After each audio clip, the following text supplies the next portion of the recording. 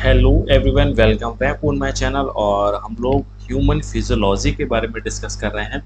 और human physiology के बारे में हम लोग दो लेक्चर हम लोग ले चुके हैं।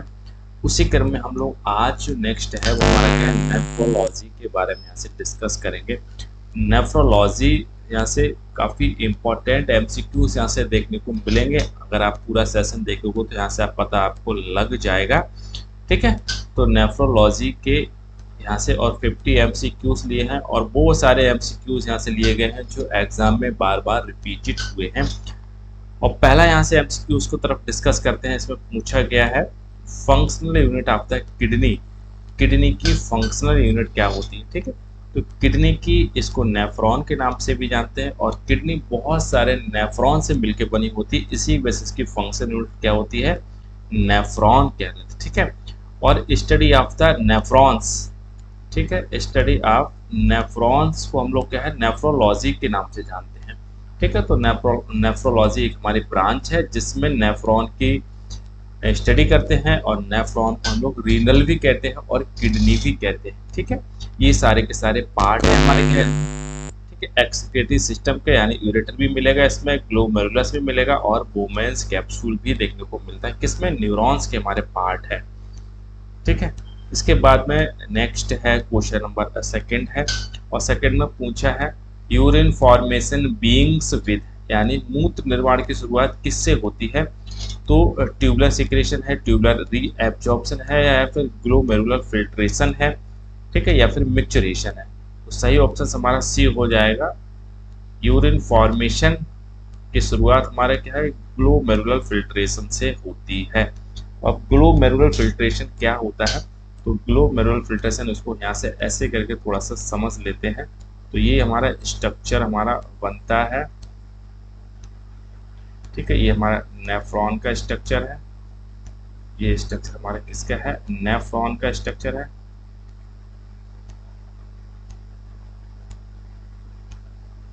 ये स्ट्रक्चर हमारा नेफ्रॉन का है और ये हमारी क्या है, कलेक्टिंग डक्ट है। तो ये स्ट्रक्चर है। ठीक है, इसको हम लोग, जो आपको कप नुमा दिखाई दे रहा है, इसको हम लोग क्या है, ग्लो बोमेंस कैप्सूल है हमारा। ये हमारा क्या है, बोमेंस कैप्सूल है हमारा। ठीक है, इसमें बहुत सारी कैपिलरीज इस तरीका से पॉइंट होती हैं। इसको हम लोग कहते हैं ग्लोमेरुलर फिल्ट्रेशन या फिर ग्लोमेरुलर के नाम से जानते हैं। ठीक है, यहाँ पे पीसीटी होगा, पीसीटी यानी प्रॉक्सिमल कॉन्वोल्यूटेड ट्यूब होगा। और ये आप यू शेप आप देख रहे हैं, इसको लूप ऑफ हेनले के नाम से जानते हैं। इसके बाद में ये हमारा डीसीटी है हमारा, और ये हमारा कलेक्टिंग डक्ट है। तो ये थोड़ा सा रफली डायग्राम था। ये हमारा किसका है, नेफ्रॉन का हमारा है। ठीक, इसके बाद में नेक्स्ट है, इसमें क्वेश्चन नंबर थर्ड है और क्वेश्चन नंबर थर्ड में पूछा है हमारा which part of nephron is responsible for the filtration. And filtration के लिए कौन सा हमारा पार्ट हमारा रेस्पॉन्सिबल है, तो लूप ऑफ हेनले है, डिस्टल टूबूल्स या फिर ग्लोमेरुलर है। और ग्लोमेरुलर हमारा क्या होता है, ग्लोमेरुलर हमारा क्या है, एक पॉइंट लाइक स्ट्रक्चर होता है। बहुत सारे यहाँ पे क्या है इस तरीका से, और किसमें है, ये कप नुमा यहाँ पे स्ट्रक्चर में बिल्कुल ऐसा पॉइंट होता है जिसको हम लोग क्या है, ग्लोमेरुलर कहते हैं। और जो कप नुमा होता है इसको क्या है, बोमेंस कैप्सूल के नाम से जानते हैं। ठीक है, इसके बाद में नेक्स्ट है क्वेश्चन नंबर 4 है। 4 में पूछा है बोमेंस कैप्सूल एनक्लोज्ड। तो बोमेन कैप्सूल किससे एनक्लोज्ड होता है, तो बोमेन कैप्सूल हमारे क्या है, ग्लोमेरुलर से एनक्लोज्ड होता है हमारा। ठीक है, बहुत सारे ब्लड कैपिलरीज होते हैं। ठीक है, और इसको क्या है, एनक्लोज करती है, गुच्छा नुमा उसको क्या है, लपेट के रखती है बोमेंस कैप्सूल को, ग्लोमेरुलस। इसके बाद में नेक्स्ट है क्वेश्चन नंबर 5 है और क्वेश्चन नंबर 5 हमारा कह रहा है and the loop of Henle helps. तो लूप ऑफ हेनले है जिसको हमने बताया था, ये किस में हेल्प करता है, तो ये हमारा क्या है, ठीक, कंसंट्रेशन ऑफ द यूरिन में हेल्प करेगा हमारा। बी ऑप्शन इसका ठीक होगा। इसके बाद में क्वेश्चन नंबर 6 है। क्वेश्चन नंबर 6 है नॉर्मल GFR इन अडल्ट्स। जी का मीन्स हमारा क्या है, ग्लोमेरुलस फिल्ट्रेट रेट है हमारा। ठीक है, ग्लोमेरुलस फिल्ट्रेट रेट है। किसके होता है, 125 ml पर मिनट के हिसाब से। ये क्या हमारी किडनी नेफ्रॉन फिल्टर करते हैं हमारे। ठीक, इसके बाद में क्वेश्चन नंबर 7 है। 7 पूछा है GFR is regulated by the. GFR हमारी किसके थ्रू रेगुलेटेड होती है? तो GFR ये हमारा क्या रेनिन एंजियोटेंसिन सिस्टम ऐसे निकलता है। ये हमारा कैसा होता है? वैसो कॉन्ट्रैक्शन होता है। वैसो कॉन्ट्रैक्शन यानी बीपी को ये बढ़ा के रखता है। ठीक है, ADH हार्मोन है, ये हमारा कहाँ से निकलता है? पिट्यूटरी ग्लैंड से निकलता है। एल्डोस्टेरोन ये हमारा कहाँ से निकलता है? ठीक है, एड्रिनल ग्लैंड से निकलता है। और इंसुलिन आपको पता ही है, ये हमारे कहाँ से? अग्न्याशय से आपको निकलने को मिलता है, जिसको पैंक्रियास के नाम से जानते हैं। इसके बाद, ठीक है, इसके बाद में क्वेश्चन नंबर 8 है। और क्वेश्चन नंबर 8 हमारा कह रहा है decrease in GFR can be caused by. अगर GFR में कमी किसके कारण हो सकती है? तो GFR में कमी, अगर बॉडी में डिहाइड्रेशन हो जाएगा, डिहाइड्रेशन में सीवियर डिहाइड्रेशन हो जाएगा, तो GFR में कमी हो जाएगी। ठीक है, बी ऑप्शन हमारा ठीक होगा। इसके बाद में नेक्स्ट है क्वेश्चन नंबर 9 है। और क्वेश्चन नंबर 9 हमारा कह रहा है GFR इंडिकेट्स। GFR का क्या मतलब है?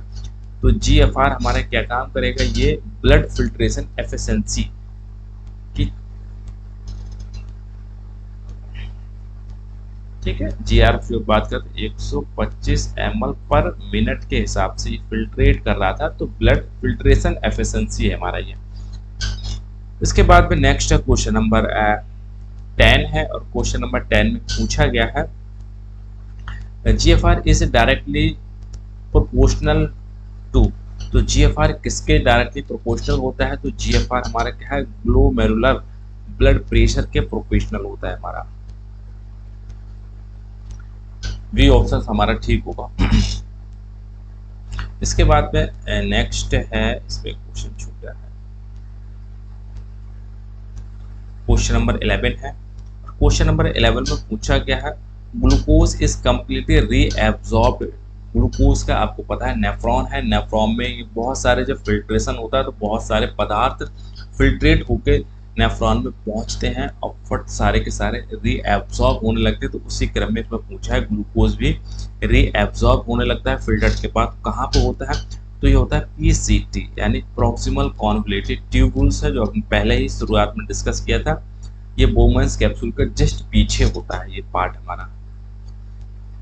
ठीक, इसके बाद में नेक्स्ट है, इसमें क्वेश्चन नंबर 12 है। और क्वेश्चन नंबर 12 में पूछा है ट्यूबुलर सिक्रेशन अकर्स मेनली इन। ट्यूबुलर सिक्रेशन होता है जो कहाँ आपको देखने को मिलता है ये हमारा, ये मिलेगा PCT। PCT में हमारा क्या होता है? प्रॉक्सिमल कॉन्वोल्यूटेड ट्यूब यानी डिस्टल ट्यूबुल्स में आपको देखने को मिलेगा।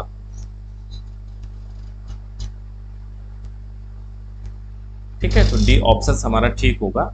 इसके बाद में क्वेश्चन नंबर 13 है।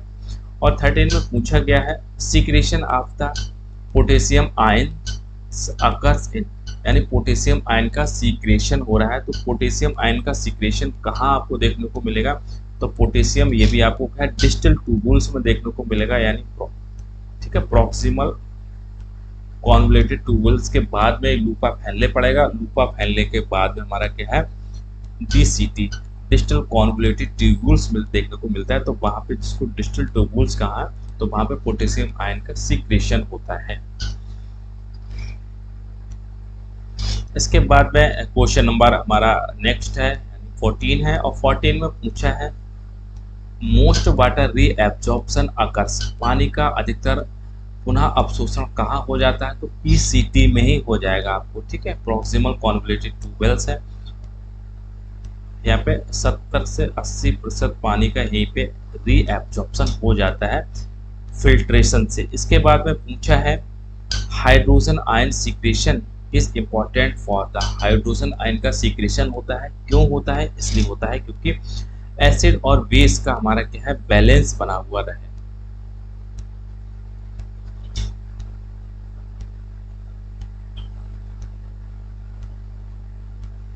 इसके बाद में है हमारा क्वेश्चन नंबर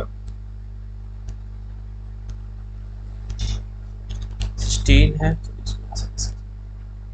क्वेश्चन नंबर 16 है और 16 में पूछा है counter current mechanism occurs between, counter current mechanism चलती है तो counter current mechanism loop of Henle और वैसा रिएक्टा के बीच में चलती है हमारा, ठीक। कई बार एग्जाम में पूछा है और बहुत महत्वपूर्ण है counter current in the nephrology या फिर नेफ्रॉन में। इसके बाद में नेक्स्ट है इसमें क्वेश्चन नंबर 17 है और 17 में पूछा है the primary role of the counter current mechanism, तो काउंटर करंट मैकेनिज्म का जो रोल है हमारा क्या, कंसंट्रेशन ऑफ द यूरिन को मेंटेन बना के रखना, ठीक है। इसके बाद में है नेक्स्ट हमारा ऑप्शंस यानी क्वेश्चन है नेक्स्ट 18 है, पूछा है hypertonic urine is formed by action of, hypo और हाइपरटोनिक तभी होगा किस पे होगा, पूछा है हाइपरटोनिक, ठीक है, यानी वहां पे किसके फॉर्म्ड बाय एक्शन ऑफ, तो जहां से पानी का रीएब्जॉर्प्शन हो जाएगा तो हमारी यूरिन कैसी हो जाएगी, यूरिन हमारी हाइपरटोनिक हो जाएगी हमारी, ठीक है। तो किसका, एडीएच, एडीएच हमारा क्या, एंटी डाययूरेटिक हार्मोन है और ये कहाँ से सिक्रेशन होता है, पिट्यूटरी ग्लैंड से होता है और पिट्यूटरी के हमारे क्या पोस्टीरियर पार्ट से होता है। इसका मकसद यही होता है कि नेफ्रॉन में जाए और नेफ्रॉन में ज़्यादा से ज़्यादा पानी का रीएब्जॉर्प्शन करें, इसी की वजह से कहते हैं एंटी डाययूरेटिक हार्मोन के नाम से जानते हैं। अब पानी बहुत ज़्यादा निकल जाएगा किसी चीज़ से तो जो आयन का कंसंट्रेशन वहाँ पे ज़्यादा हो जिसको हाइपरटोनिक कहा जाता है या फिर क्या बोला जाता है। इसके बाद में फिर से बहुत महत्वपूर्ण एमसीक्यूज है, वैसा रिएक्टर हेल्प्स इन, तो वैसा रिएक्टर हमारा क्या किस में हेल्प करेगा, तो ये काउंटर करंट एक्सचेंज में हमारा क्या हेल्प। इसके बाद में नेक्स्ट है क्वेश्चन नंबर 20 है और क्वेश्चन नंबर 20 पूछा है इसमें which limb of loop Henle impermeable of the water, इनमें से कौन सा है जो इम्परमेबल ऑफ द वाटर देखने को मिलता है, ये हमारा लूप ऑफ हेनले है। तो लूप ऑफ हेनले की ये स्ट्रक्चर आपने देखने को मिलता है, ठीक है, ये असेंडिंग है हमारा और ये हमारा क्या डिसेंडिंग लूप ऑफ हेनले है हमारा, ठीक है। असेंडिंग में हमारा क्या होता है, असेंडिंग है ये एक परमीबल होता है और इम्परमेबल होता है। तो जो हमारा इम्परमेबल हमारे किसके लिए होता है, तो इम्परमेबल हमारा किसके लिए होता है और परमीबल किसके लिए होता है,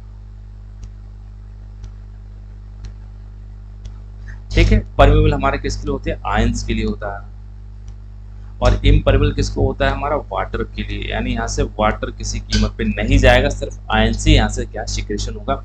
और जस्ट अपोजिट हमारा ये सिग्नेचर देखने को मिलते हैं, तो परमेबल और इम्परमेबल यहाँ पे आपको देख लेना, ठीक है। तो ये हमारे किसके लिए लूप ऑफ हेनले इम्परमेबल पूछा है, तो इम्परमेबल ऑफ द वाटर कहाँ देखने को मिलेगा, तो ये हमारा क्या है, ठीक है, असेंडिंग लिम्फ में आपको देखने को मिलता है। क्वेश्चन नंबर 20 का ए हमारा बिल्कुल ठीक है। इसके बाद में नेक्स्ट है क्वेश्चन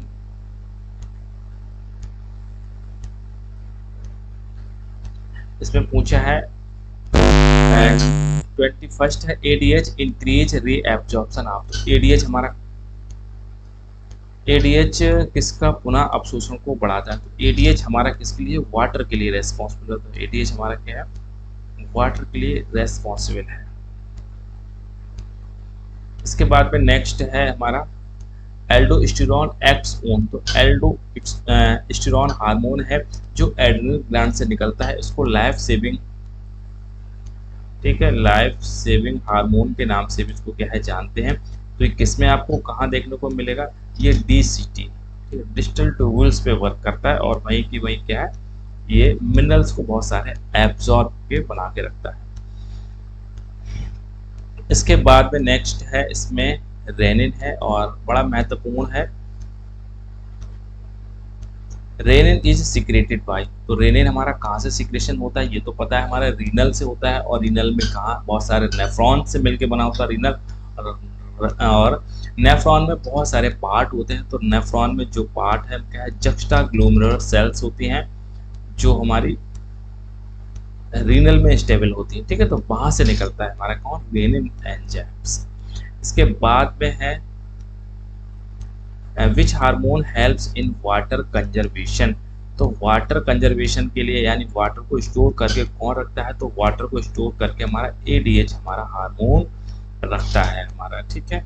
इसके बाद में क्वेश्चन नंबर हमारा 25 है, और 25 बड़ा महत्वपूर्ण है, आर्टिकल, ठीक है। नाइट्रियूरेटिक फैक्टर है जो हमारा कहाँ से निकलता है, ये हार्ट से निकलता है।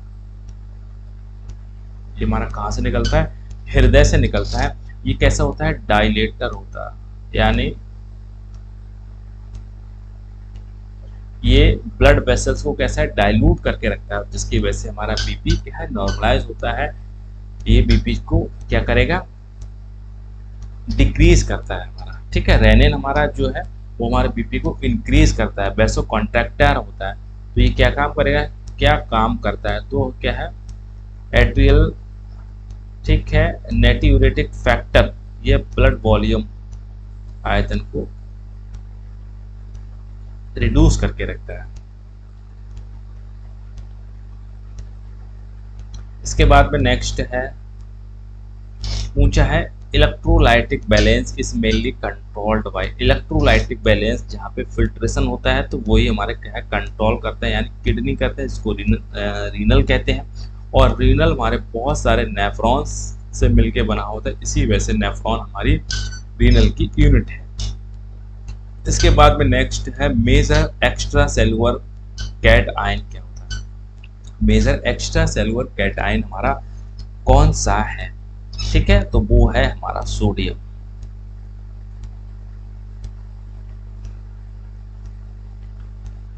(28) है, और 28 में पूछा है हाइपरकैलेमिया यानी कैल्शियम की बहुत ज्यादा मात्रा इज ड्यू टू। हाइपरकैलेसिमिया किसके कारण होता है, तो ये हमारा हाई पोटेशियम अगर हो जाएगा तो कैल्शियम की मात्रा भी बहुत ज्यादा हो जाएगी हमारी, ठीक है, इंपॉर्टेंट है, तो इसको याद रखना।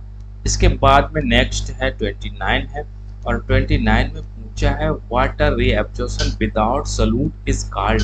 वाटर का एब्जॉर्प्शन हो रहा है बट कोई सॉल्यूट का एब्जॉर्प्शन नहीं हो रहा है, यानी वाटर में जो चीज घुली हुई है उसमें छोड़ के उसको क्या कहते हैं, उसको फैकल्टेटिव रीएब्जॉर्प्शन, यानी अपने हिसाब से उसको एब्जॉर्ब करना, जो चीज जरूरत है उसको एब्जॉर्ब करना, ठीक है, उसको कहते हैं फैकल्टेटिव रीएब्जॉर्प्शन।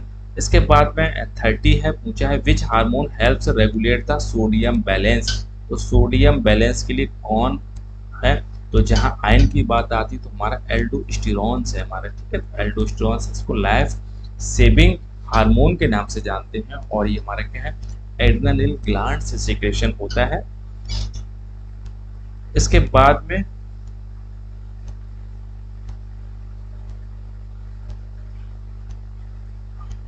31 है, और 31 में पूछा है sodium reabsorption in nephron is stimulated by the, ठीक है, सोडियम रीएब्जॉर्प्शन नेफ्रॉन होता है बट हमारा कौन स्टिमुलेट करता है, वो हमारा क्या है, एल्डोस्टेरोन इसको स्टिमुलेट करता है रीएब्जॉर्प्शन के लिए। इसके बाद में नेक्स्ट है क्वेश्चन नंबर 32 है, which of the following is a nitrogenous waste है। तो नाइट्रोजन वेस्ट हमारा कौन है, तो नाइट्रोजन वेस्ट हमारा यूरिया है, और यूरिया का फॉर्मेशन कहाँ होता है, ये हमारा क्या है, लिवर में होता है। फिल्टर कहाँ होता है, ये किडनी में फिल्टर हो जाएगा, ठीक है। इसके बाद में urea mainly formed in, urea का फॉर्मेशन कहाँ होता है, लिवर में होता है। फिल्टर कहाँ होता है, रीनल में होता है हमारा। इसके बाद में पूछा है which ion plays a major role acid balance, acid और बेस बैलेंस के लिए कौन आयन है, तो एसिड और बेस बैलेंस के लिए हमारा कौन है, हाइड्रोजन आयन हमारा रेस्पॉन्सिबल होता है दोनों को मेंटेन करने के लिए। इसके बाद में 35 है, पूछा है which part of nephron is involve in the pH regulation. तो पीएच रेगुलेशन के लिए कौन सा हमारा पार्ट है जो रेस्पॉन्सिबल है, वो है हमारा डिस्टल ट्यूब्यूल से या फिर डिस्टल कॉन्वोल्यूटेड ट्यूब्यूल से हमारा, ठीक है। तो सी पार्ट हमारा बहुत महत्वपूर्ण है, यानी डिस्टल कॉन्वोल्यूटेड ट्यूब्यूल्स बहुत ही महत्वपूर्ण है। नेफ्रॉन के प्रत्येक पार्ट का अपना अपना रोल है, और प्रत्येक पार्ट का फंक्शन हमारी लाइफ के लिए बहुत ही महत्वपूर्ण है। इसके बाद में which hormone is decrease blood volume and the pressure, इनमें से कौन है जो ब्लड वॉल्यूम और प्रेशर को डिक्रीज करता है। ब्लड वॉल्यूम और प्रेशर को जो डिक्रीज करता है वो हमारा कौन है, ANF है, जो हार्ट से होता है, आर्टेरियल नाइट्रियूरेटिक फैक्टर है हमारा, ठीक है। और इनको बढ़ाता कौन है, रेनिन इनको सबको बढ़ा देता है हमारा, ठीक है। इसमें डिक्रीज है और इंक्रीज कौन करता है, हमारा रेनिन करता है। इसके बाद में है जक्स्टाग्लोमेरुलर apparatus रेगुलेट, ठीक है। एक जक्स्टाग्लोमेरुलर apparatus है, रेगुलेट्स, ये किसको रेगुलेट करता है, तो ये रेगुलेट हमारा करता है हमारा किसको, GFR को, यानी ग्लोमेरुलर फिल्ट्रेट रेट को रेगुलेट करता है हमारा। इसके बाद में है 38 है, which hormone is secreted when the blood pressure drops. रक्तचाप गिरने पर कौन सा हार्मोन सिक्रेशन होता है, जब रक्तचाप यानी ब्लड प्रेशर आपका कम होगा तो जो हार्मोन सिक्रेशन होगा वो है हमारा कौन सा, रेनिन हार्मोन है। तो ये तुरंत हमारे ब्लड प्रेशर को कैसा क्या है, बढ़ा देगा हमारा, ठीक है। और ANF एक दूसरे के अपोजिट होते हैं, रेनिन और ANF, ठीक। तो इसको याद रखना, रेनिन हमारा ब्लड प्रेशर को कम करेगा और रेनिन हमारा ब्लड प्रेशर को बढ़ाएगा, और ANF हमारा ब्लड प्रेशर को कैसा करेगा, ये कम करेगा। इसके बाद में नेक्स्ट है हमारा 39 है, पूछा है which of the following is not a reabsorption in the nephron. तो नेफ्रॉन में किसका रीएब्जॉर्प्शन नहीं होता है, तो वो हमारा है ग्लूकोज भी हो जाएगा, सोडियम भी हो जाएगा, यूरिया भी है। क्रिएटिनिन सबसे हार्मफुल सब्सटेंस है, इसको इमीडिएटली बॉडी से बाहर निकालना ही आवश्यक है। तो क्रिएटिनिन का एब्जॉर्प्शन नहीं होगा, बाद बाकी सारे के सारे एब्जॉर्प्शन हो जाएगा, इसको रीनल फिल्ट्रेट कहते हैं। इन किडनी फेलियर होगा, in which increase in the blood. जब किडनी फेलियर हो जाएगा तो क्या चीज ब्लड में इंक्रीज हो जाएगी, तो ब्लड में प्रोटीन्स हमारी इंक्रीज हो जाएगी, प्रोटीन्स हमारी मैनेज नहीं हो पाएंगी। इसके बाद में नेक्स्ट है इसमें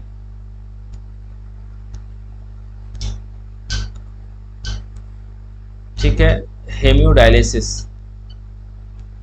हीमोडायलिसिस का उपयोग, तो हीमोडायलिसिस हमारा जब किडनी फेल हो जाती है तो हीमोडायलिसिस एक आर्टिफिशियल हमारी मशीन होती है। तो जो भी इम्प्योरिटीज हमारे ब्लड में होती है तो आर्टिफिशियल मशीन के थ्रू उसको क्या है, प्योर कर दी जाती है, जिसकी वजह से ये काम किसका कर रहा है, ये एक्चुअली हमारा क्या रीनल का वर्क करते हैं और नेफ्रॉन का वर्क करती है हमारी हीमोडायलिसिस मशीन्स। और कब इसका यूज होता है, जब किडनी फेल हो जाती है, किडनी फिल्टर नहीं कर पाती है। तो which is not a function of the kidney. Filtration हमारा है, हार्मोन सिक्रेशन करती है, डाइजेशन और पीएच रेगुलेट। तो डाइजेशन का कोई वर्क नहीं है, डाइजेशन के लिए पर्टिकुलर हमारा एक सिस्टम बनाया हुआ है। इसके बाद में नेक्स्ट है 43, which blood vessels enters the glomerulus. तो ग्लोमेरुलस में कौन से ब्लड वेसल्स एंटर करती है, तो वो हमारी करती है एफरेंट आर्टियोल्स, ठीक है, निकलती है एफरेंट आर्टियोल्स निकलती है हमारा, ठीक है। बड़ा महत्वपूर्ण है, कई बार एग्जाम में पूछा भी गया है, तो इसको बिल्कुल पूछा है। Urine is carried to bladder. तो यूरिन कहाँ से कैरीड होती है, तो ये हमारा क्या है, किडनी हो गई, किडनी से ये हमारा वो हो गया, ठीक है। और यहाँ पे क्या है, ब्लैडर लगा हुआ है, और ये फिनोमेना देखने को मिलता है इसमें।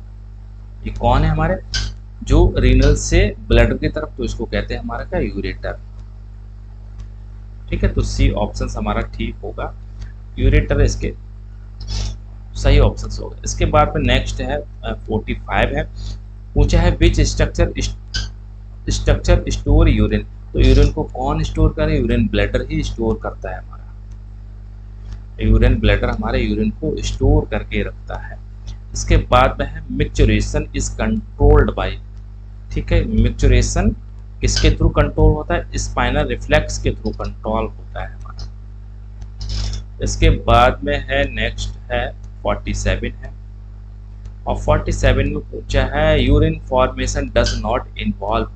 तो यूरिन फॉर्मेशन मूत्र निर्माण में कौन सा शामिल नहीं है, तो फिल्ट्रेशन है, रीएब्जॉर्प्शन है, सिक्रेशन है, और ये क्या है, एक्सहेलेशन है। एक्सहेलेशन भी हमारा part of the respiratory system का है, तो ये हमारा इसमें कोई पार्ट नहीं, तो डी ऑप्शन हमारा ठीक हो जाएगा।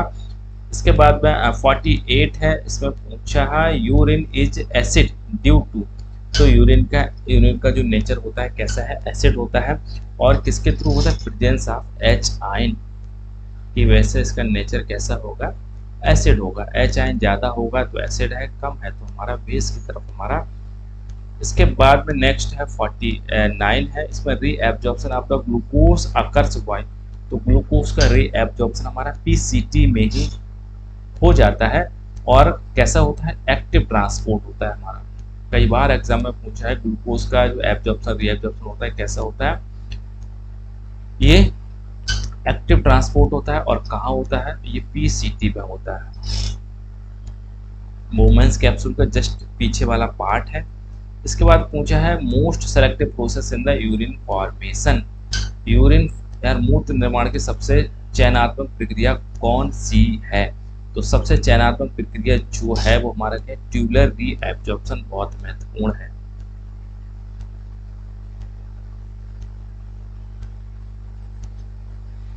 ठीक है, तो ये हमारे 50 MCQs थे, और 50 MCQs हमने बहुत अच्छे से एक्सप्लेन कर लिया। और आप कोई भी बायोलॉजी की कंपटीशन की तैयारी कर रहे हो तो यहाँ से 1 या 2 नंबर आपको जरूर यहाँ से मिलता है। आपको रीनल से, एक्सक्रीटरी सिस्टम से आपको देखने को मिलेगा, नेफ्रॉन से देखने को आपको मिलेगा, तो यहाँ से आपके कवर हो जाएंगे। मुझे उम्मीद है आपने चैनल को सब्सक्राइब कर दिया होगा, शेयर भी कर दोगे, सपोर्ट करोगे, लाइक भी आप मुझे करोगे, कमेंट्स में मेरी फीडबैक भी आप दोगे। ओवरऑल वॉच करने के लिए थैंक यू।